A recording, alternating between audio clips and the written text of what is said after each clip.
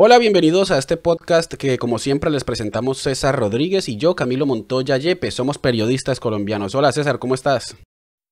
Hola Camilo, muy bien. Este episodio de este podcast pues va a ser novedoso porque a lo largo de esta semana hemos recibido varias inquietudes y preguntas de personas sobre un tema que es importante, que es el tema de la salud mental. Por eso hoy tenemos un especialista que nos va a ayudar a resolver estas inquietudes. Sí, tenemos como invitada a Catherine Salamanca, ella es psicóloga clínica de la Universidad Javeriana de Bogotá, es magíster en salud mental y psicopatología de la Universidad de León de Barcelona. Hola Catherine, gracias por aceptar esta invitación a este podcast. Camilo y César, un saludo para ustedes y gracias por la invitación. Bueno, Catherine, muchas gracias, bienvenida y empezamos contando el contexto porque es que el pasado 13 de mayo, hace algunos días, muy pocos días, la ONU reveló un informe, emitió un informe dirigido a los gobiernos del mundo, básicamente pidiéndoles que emitan políticas públicas para cuidar la salud mental de sus ciudadanos. Básicamente hizo un llamado de emergencia porque dice que muchas personas están sufriendo patologías mentales a causa de la pandemia. Entonces, por eso quisimos empezar esta charla con estas cifras que vamos a ver a continuación, que son algunas de las que revela la ONU en su informe, que dicen que hay personas afectadas por depresión en el mundo, 264 millones. Dice también la ONU en este informe que aunque hay tratamientos eficaces para la depresión, más de la mitad de los afectados en todo el mundo no recibe tratamientos y que en algunos casos es más del 90% en muchos países, César. Camilo, también es importante resaltar que según la Organización Mundial de la Salud, pues esta organización ya es un poco más, no sé si alarmista, pero además de esta referencia de estas cifras que da la ONU, la OMS dice que se podría llegar a casi a 300 millones de personas que estarían desempleadas y que podrían estar con este tipo de complicaciones, algo que es mucho más complicado de lo que se está esperando. Y pues esto evidentemente ha afectado a muchas personas, no solamente acá en Australia, los que estamos afuera, sino también en Colombia, porque es un sitio donde el confinamiento ya está superando los 2 meses, al igual que ha pasado en Europa y que está pasando en otros países. César, dice la ONU que la población con mayor riesgo son los niños, los jóvenes entre los 15 y los 29 años y los trabajadores de la salud, que por supuesto están expuestos a atender personas, a perder pacientes, a estar en esa primera línea. Y dan una cifra como ejemplo, que es que en Canadá el 47% de los trabajadores de la salud solicitaron ya ayuda psicológica. Entonces, Catherine, nos gustaría empezar esta conversación con una pregunta que es... en tu opinión, como experta en el tema, pues, ¿qué quiere decir este llamado de la ONU? ¿Cómo tomarlo? Este llamado a las naciones del mundo para que inviertan en salud mental, para que implementen políticas públicas para cuidar la salud mental de la población. Camilo y César, estamos viviendo algo completamente inédito en términos globales y eso hace que las grandes instituciones en este término de salud generen, digamos, una alarma grande. Esto no es nuevo, este comunicado, digamos, que nos cuenta la ONU, viene, digamos, justamente en términos de la pandemia, pero un año y medio, aproximadamente 2 años atrás, ya se había hablado que estábamos cerca a una crisis de salud mental bastante global. Lastimosamente, en términos de salud mental, casi que podemos decir que necesitamos una pandemia para que esto generara una evidencia mayor, porque realmente estas cifras, si bien tienen un aumento, la base del comunicado no es nueva y es que los gobiernos deben invertir muchísimo más en términos de salud emocional y salud mental. ¿Qué sucede? Que es bastante costoso en términos claramente económicos y en términos de productividad, y es que no se tienen los recursos completos para poder invertir en estos términos. Entonces, sin duda alguna, es una llamada completamente importante. Estamos en deuda en Latinoamérica. Digamos que el sistema, por ejemplo, de salud en Estados Unidos, si bien funciona, si tienen los recursos económicos, entonces eso quiere decir que se genera una segregación masiva y en este momento lo estamos viendo, es decir, depende de los recursos económicos que las personas tengan, si pueden acceder o no acceder a un especialista en salud mental, aspecto que es bastante nocivo en términos de la propia salud, porque esto genera, digamos, unos efectos posteriores también a largo plazo. Entonces, digamos que lo más importante es que los gobiernos se puedan acoger a este llamado. Sin embargo, también va a tomar un tiempo, digamos, proporcional, porque no estamos preparados en ninguna de las características para poder afrontar, digamos, la pandemia. Sin duda alguna, es un efecto, digamos, nocivo en términos de, ya lo veremos, la duración del confinamiento, en términos de la pérdida, porque si hay algo, digamos, característico de estas situaciones, que la pérdida está. Está la pérdida de la rutina, está la pérdida de la salud mental, está la pérdida del trabajo. Entonces, digamos que es esto que se está llamando la nueva normalidad, por ejemplo. Así que hay algo que debemos tener muy claro, y es que es un contexto nuevo, es un contexto que realmente requiere unos recursos emocionales también individuales.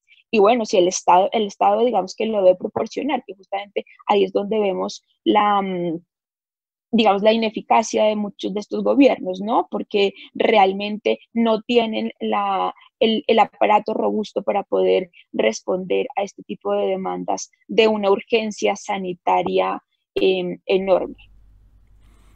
Catherine, en la mayoría de países el confinamiento ya está superando los 2 meses. ¿Qué efectos podría traer esta cuarentena que es tan prolongada en cuanto a la salud mental y psicológica de las personas, y cómo se puede enfrentar? César, los efectos son innumerables. Es decir, insisto, y es, no estábamos acostumbrados, digamos, a este cambio un poco de planes. Y es muy interesante, digamos, ver lo que pasa, porque depende, lo llamo yo, del síntoma de cada persona. ¿Eso qué quiere decir? Y es absolutamente todos los seres humanos respondemos de una forma completamente diversa a este confinamiento y a esta pandemia. Y bueno, vamos a ver después de la pospandemia. Pero hay algo, digamos, que yo he visto últimamente, y es que vivimos como si fuéramos inmortales. Eso ya implica, digamos, un golpe en la realidad. Entonces hay algo así como sabemos que nos vamos a morir, pero todavía no. Entonces, el hecho de no me va a pasar a mí, por ejemplo, ¿sí? Incluso en el contexto colombiano, exactamente en el bogotano, que sé que yo tengo más cerca, lo podemos ver, y es claramente sabemos que es un real, es decir, la pandemia existe, pero muchas veces existe la negación, entonces las personas deciden salir a la calle. Ahora, hay que, digamos, hacer un llamado de atención, y es, esta negación no solamente es psicológica, sino también es real. Las personas deben salir a buscar su sustento, digamos, económico, porque muchas veces, en términos latinoamericanos, insisto, las personas viven del día a día, de la informalidad. Entonces, es fundamental, digamos, aclarar algo, y es que no solamente estamos viviendo una pandemia, sino que esta pandemia tiene implicaciones en absolutamente todo. La economía, insisto, en la salud mental. Entonces, de repente de lo que estamos hablando, la base no es el virus como tal, sino los efectos colaterales. Esos efectos colaterales salen muy costosos. Entonces, ¿qué sucede, por ejemplo, en el confinamiento? Y es que, digamos, voy a tratar de explicarlo rápidamente, y es, hay personas que lo están enfrentando solo, hay personas que están en pareja o que tienen una pareja, digamos, lejana, hay personas que decidieron, por ejemplo, retornar a la casa de sus papás, incluso para compartir mayor tiempo. Hay personas que por obligación un poco están viviendo con su familia porque no tienen a dónde ir, por ejemplo. Entonces, básicamente estos contextos implican un camino completamente diferente. La soledad requiere, sin duda alguna, enfrentarse a su yo más interno, ¿sí? Hay personas que tienen unos recursos internos bastante ricos y pueden, digamos, continuar con ellos, y bueno, hacen uso de la tecnología, están, digamos, constantemente activos, y esto hace, digamos, que incluso si se combina un poco de introspección, si se combina un poco de estar con otros y de actividad, por ejemplo, laboral, de una u otra forma se puede volver llevadero. Hemos visto, por ejemplo, en el caso colombiano, un incremento significativo del porcentaje de violencia intrafamiliar y del porcentaje a niños en términos de violencia también. Entonces, esto quiere decir que al encontrarnos con lo familiar, que a veces resulta lo más extraño, aumentan, digamos, estos casos que efectivamente tienen que ver con la convivencia social.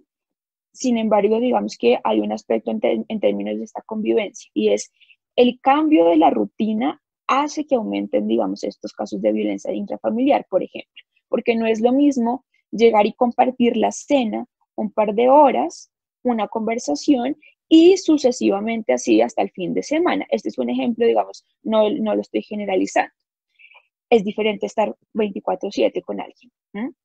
Entonces, insisto en esta afirmación que me parece, digamos, bastante completa, y es: lo familiar resulta incluso lo más lejano, porque hay comportamientos, hay actitudes, hay maneras o formas de ser que nos resultan extraños de nuestra pareja, de nuestro hermano, de nuestro papá. Entonces, esto genera también, digamos, como una pérdida de un espacio inclusive, ¿sí? Este es otro punto, ¿no? Y es curioso, digamos, como toda la publicidad te invita a quedarte en casa, pero la casa no es la misma representación para todos. La casa muchas veces es este lugar en donde están hacinados. Entonces no es un sinónimo de refugio, por ejemplo, ¿sí? Entonces también creo que esto, insisto, de base nos habla bastante sobre la segregación, insisto, y sobre la desigualdad innumerable en la que también vivimos. Eso sin duda tiene un afecto, digamos, bastante nocivo. ¿Por qué? Porque la rutina, digamos, incluso el salir, podríamos decir, da un aire, ¿no? Da un respiro, da un poco de contexto con el otro, por ejemplo, ¿sí? El otro es un factor impresionante en este momento. ¿Por qué? Porque el otro genera angustia, ¿sí? El otro genera distancia, ¿sí? Escucho, digamos, en esta semana aspectos como solamente el hecho de toser ya genera, digamos, una distancia, ¿no? El hecho incluso físico de estar distantes. Los latinoamericanos estamos muy cerca al afecto, al contacto. Entonces, todo esto requiere, digamos, una aceptación en términos psíquicos importantes, esta que estamos llamando una nueva normalidad, y todo esto se ve reflejado en casa. ¿Qué sucede? Que muchas veces no tenemos información de las personas que están muy afectadas en casa. ¿Por qué? Precisamente porque no acuden a una línea de atención de emergencia, por ejemplo, o no tienen los recursos, insisto, económicos. Entonces el confinamiento tan largo, duradero, digamos que efectivamente en términos de salud mental no es recomendable. Primero porque necesitamos este contacto con los otros, y segundo porque tampoco, digamos, que se tienen todos los recursos para enfrentarlo en casa. Está pasando algo que, digamos, se llama, o bueno, lo han llamado el síndrome de la cabaña. Digamos, un poco solo para ejemplificar, y es un poco la otra cara. ¿En qué sentido? Y es que muchas personas se han dado cuenta que en su casa pueden estar bien. Esto efectivamente está un poco más de cerca con las personas que tienen los recursos, digamos, mínimos para vivir.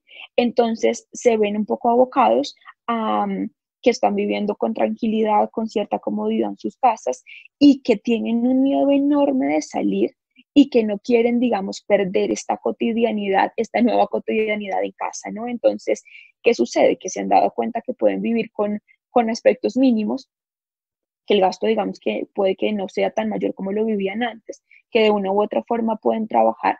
Entonces, si bien se levanta el confinamiento, y esto ha pasado en grandes lugares de Europa, deciden seguir confinados. Esto también tiene un efecto en términos de salud mental, porque afecta, digamos, en términos del relacionamiento, en términos de crear lazo social. Pero insisto que también debemos prestar un poco de atención a este síntoma nuevamente, y es, aun cuando las autoridades, digamos, levantan el confinamiento, muchas de las personas deciden quedarse en casa por el miedo al contagio, o por el miedo incluso a tener, digamos, este contacto con el otro, en donde las consecuencias incluso pueden llegar a ser devastadoras, y es el acercamiento justamente con esto que estábamos diciendo al inicio, que es realmente la muerte, ¿no? Catherine, justamente el confinamiento ha generado mucha angustia en la población, en quienes han perdido sus trabajos, en quienes no han podido ver a su familia. Ese informe de la ONU del que hemos estado hablando revela lo siguiente. Hicieron unas encuestas nacionales aquí en este año 2020, y revelan una alta prevalencia de angustia en la población durante la pandemia. El 35% de la población de China se ha declarado angustiada, el 60% de la población de Irán y el 45% de la población de Estados Unidos. Son poblaciones bastante grandes. ¿Qué decir sobre esto? ¿Cómo manejar esa angustia? ¿Cómo estar tranquilos en medio de todo? Sabemos que es una situación nueva para todos, pero ¿cómo estar tranquilos, no estar angustiados, evitar esa angustia tan profunda? Bueno, Camilo, esto es una pregunta muy difícil porque yo no voy en contra de la angustia, yo no iría en contra de la angustia, es decir, la angustia es necesaria. Lo que debemos encontrar es cómo salir justamente de esta angustia, ¿sí? Digamos que yo tendría un poco como de cuidado, incluso con cómo leerla. ¿En qué sentido? Y es, la angustia me puede develar muchísimo conocimiento interno y es lo que me está angustiando, quiere decir que eso que me angustia es muy importante para mí y que le debo prestar una atención. Y aquí rápidamente voy a citar a una psicoanalista que se llama María Bruce y lo puede ejemplificar de una manera bastante interesante y es, en este momento hay tres tiempos. El tiempo real, digamos, en donde nos tomó por sorpresa y que no sabemos qué hacer, ese es el primer tiempo que podemos identificar.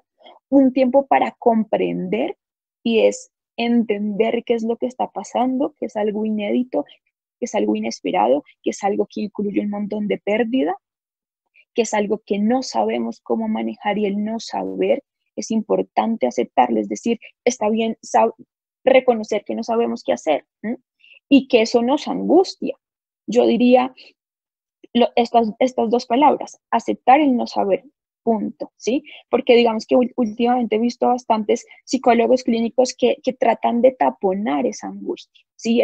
No te angusties, quédate en tu casa, no todo va a estar bien, no podemos decir mentiras realmente, ¿sí? Es decir, no todo va a estar mejor, puede estar peor. Y es importante no generar mayor angustia, pero reconocer que esa angustia existe y que hay formas de salir. Entonces, el último tiempo es después del comprender, es la conclusión. En la conclusión, lo que yo puedo hacer es encontrar diversas formas de salir de esa angustia o de saber hacer algo con esa angustia. Es decir, es una información que me está llegando y necesariamente debo encontrar una salida. Puede ser que la salida no sea tan satisfactoria como antes. Puede ser que esa salida me muestre nuevos horizontes y puede ser que por un tiempo, digamos, que me vea abocado a tratar nuevas situaciones en términos de pérdidas de familiares, en términos de pérdidas económicas, pero todo esto va a terminar de una u otra forma, depende de cómo lo puede reconocer cada uno, puede aprender de lo que está sucediendo, pero insisto, yo le daría un cuidado bastante estricto al tema de la angustia y es que si bien viene, es una respuesta emocional, es una respuesta que, insisto, tiene algo de cuerpo y que puedo realmente hacer algo con ella.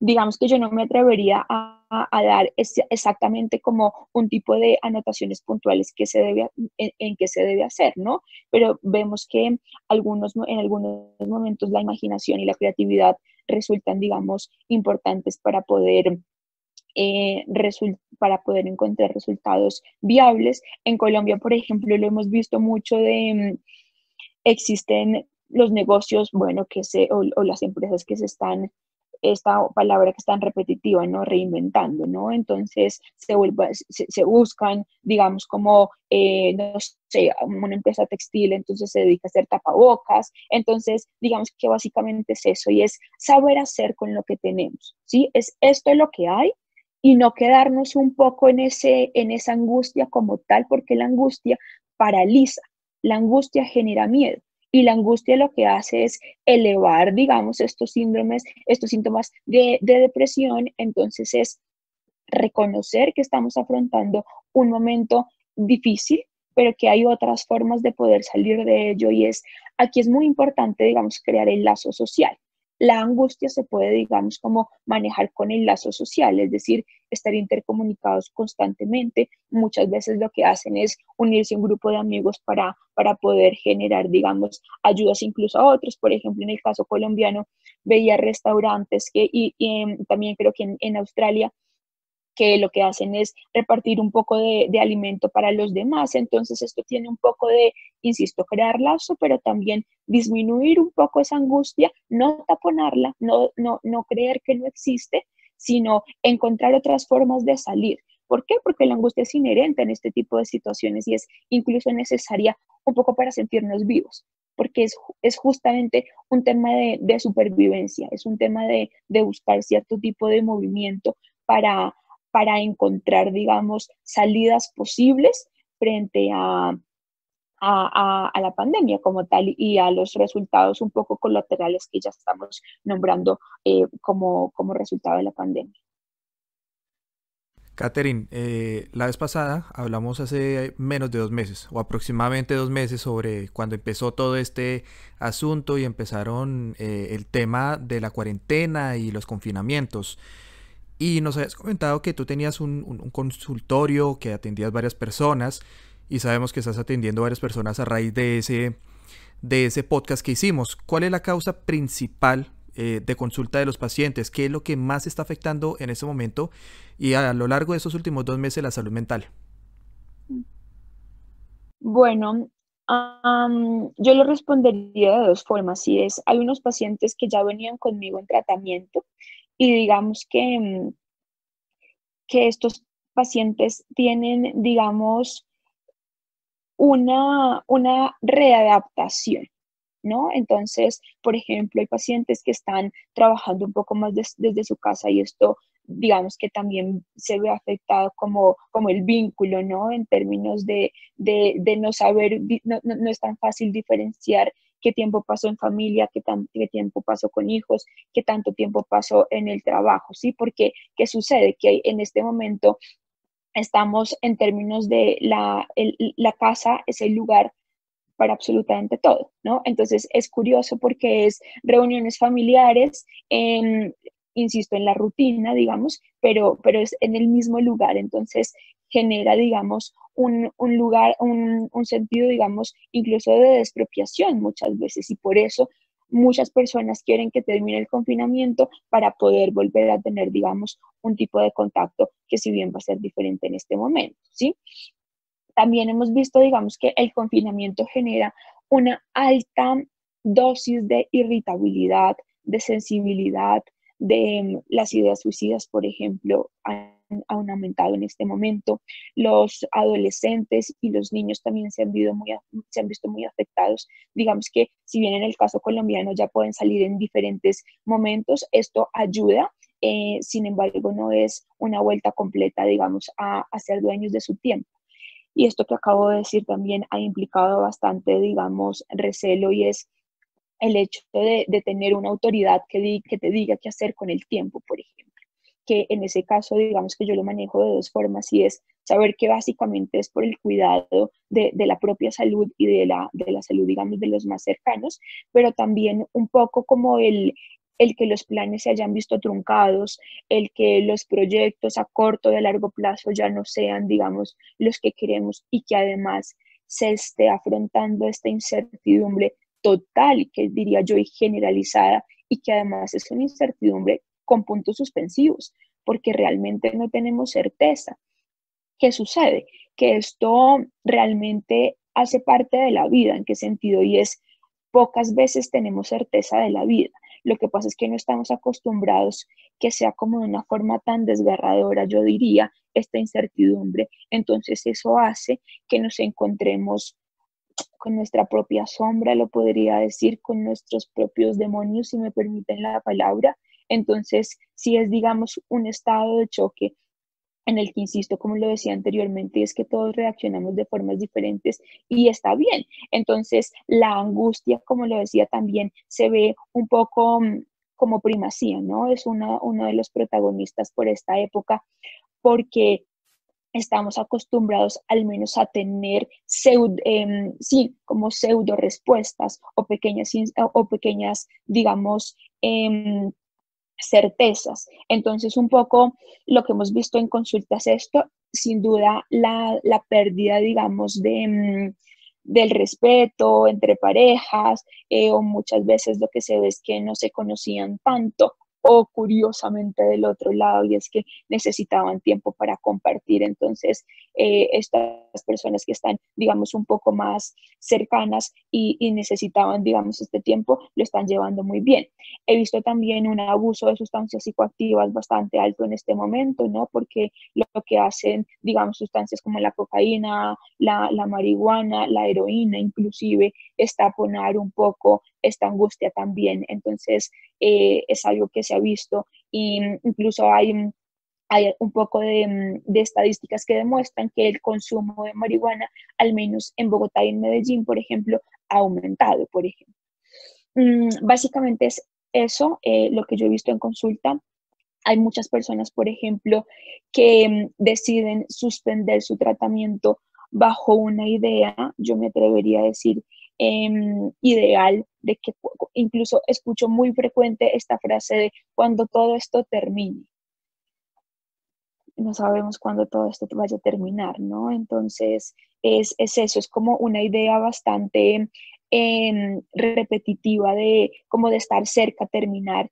Incluso yo me atrevería a decir que estamos como en el remolino, ¿no? Estamos un poco no sé si ponerlo en estos términos, pero en la mitad, es decir, no hay una salida aún aparente de esto, si lo podemos poner en términos de un túnel, ¿sí? He visto que las madres también, por ejemplo, están bastante ansiosas y angustiadas porque sus roles, digamos, que se han visto afectados en términos de cuidar a sus hijos, pero además de responder al trabajo y de no saber qué hacer con los adolescentes, de no saber qué hacer con los niños, porque muchas veces se los entregamos un poco al cuidado del tercero, ¿no? Entonces esto también genera, digamos, un impacto muy fuerte en términos de, insisto, no saber qué hacer frente a la presencia constante de los hijos. Y hay otros que no podemos negar, lo llevan muy bien, ¿sí? Es decir, están tranquilos realmente con la situación, que podríamos decir que los efectos en este tipo de personas se pueden ver, insisto, a posteriori, porque hay dos tipos, digamos, de enfrentamiento en estas situaciones y es dentro de la pandemia y lo que ya hemos visto de soledad, de angustia, de irritabilidad, de nerviosismo incluso, o personas que están un poco sosegadas, tranquilas y más bien a posteriori en el momento de salir y de retornar pueden tener estos efectos que incluso estamos hablando guardadas las proporciones como un efecto postraumático, ¿sí? Porque para muchas personas esto podríamos decir tiene el nombre de traumático, ¿no? De insoportable, de el no saber, insisto, de cómo afrontarlo.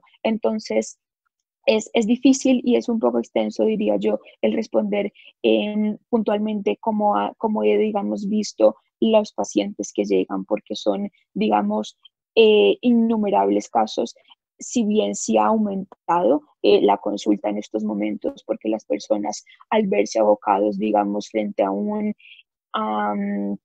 imposible, porque es realmente casi imposible lo que estamos viviendo, entonces necesitan, digamos, el dispositivo de la psicoterapia, que pues bueno, enhorabuena para las personas que aún lo pueden, digamos, seguir haciendo.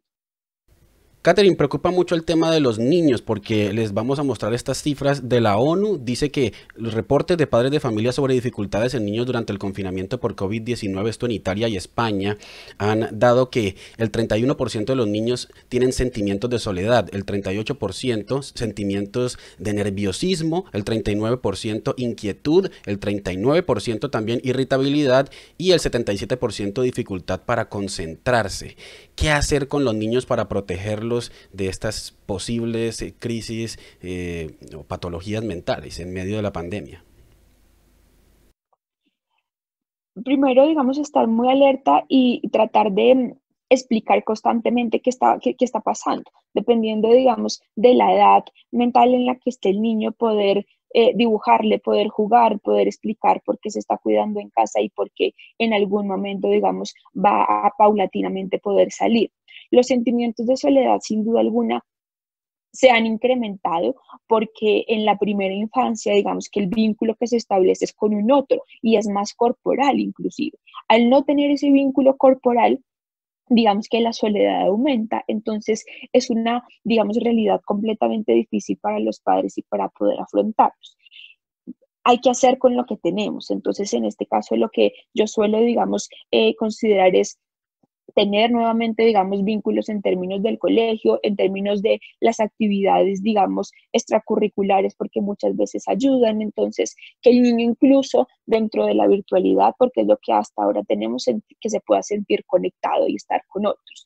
Y que poco a poco vaya, digamos, saliendo para que vuelva a tener un poco de contacto, digamos, como con este mundo exterior, pero es fundamental, digamos, ver los cambios que pueden llegar a ser un poco extremos, ¿no? En términos de la soledad o en términos de la irritabilidad, que muchas veces se manifiesta con un deseo de no comer, con un deseo de agresivo, por ejemplo.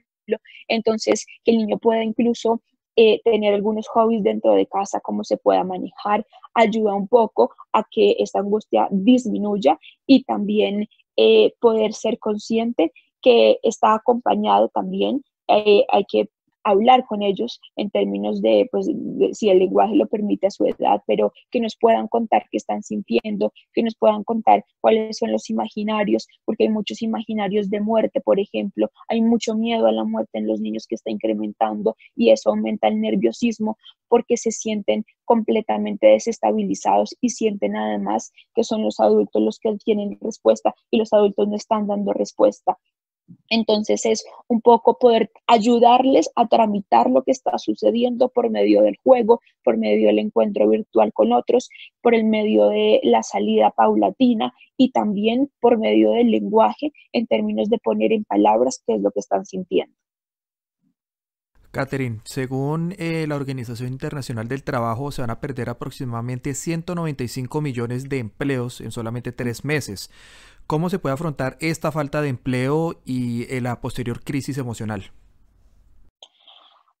Es una pérdida enorme, es decir, ya la estamos viviendo, incluso se está hablando, digamos, de unas cifras enormes frente a la pospandemia, ¿no? Es decir, insisto, primero reconocer que la pérdida ya está, segundo, saber que va a haber una etapa de crisis, digamos, como ya lo estamos viviendo durante, y que realmente se deben encontrar los recursos necesarios para poder hacerlo. ¿A qué me refiero? Y es que hay que hacer una etapa de duelo un poco. Ya no voy a tener el trabajo que tenía antes, pero eso no quiere decir que no voy a tener otro trabajo, puedo tener un nuevo trabajo. Seguramente no con las condiciones con las que estaba antes, pero de repente digamos que me va a permitir vivir de una manera diferente.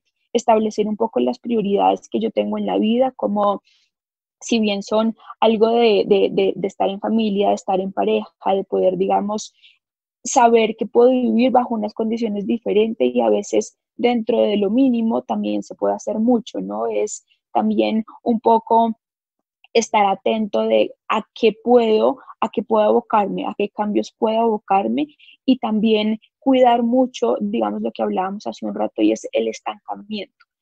Son condiciones nuevas, pero cuidar, digamos, que el estancamiento no nos lleve y que no nos tome, que pueda, digamos, tener nuevas soluciones. Pues Catherine, muchísimas gracias por haber aceptado esta invitación. De verdad que todos estos conceptos sabemos que le van a ayudar muchísimo a la gente. Muchas gracias, Catherine. Camilo y César, mil gracias a ustedes. Pues César, aquí están entonces estos conceptos que sabemos que, lo repetimos, le van a servir muchísimo a la gente. Camilo, así es, eran unas recomendaciones y unas preguntas que tenían las personas que nos estaban enviando y pues bueno, esperamos haber sido de gran ayuda, al menos para esas personas, que sí es algo que es bastante necesario, el tema de la salud mental. Pues muchas gracias a Catherine Salamanca, ella es psicóloga clínica de la Universidad Javeriana de Bogotá y también magíster en salud mental y psicopatología de la Universidad de León de Barcelona. Los invitamos a que nos sigan escribiendo a través de las redes sociales y nos encontramos en un nuevo podcast. Chao.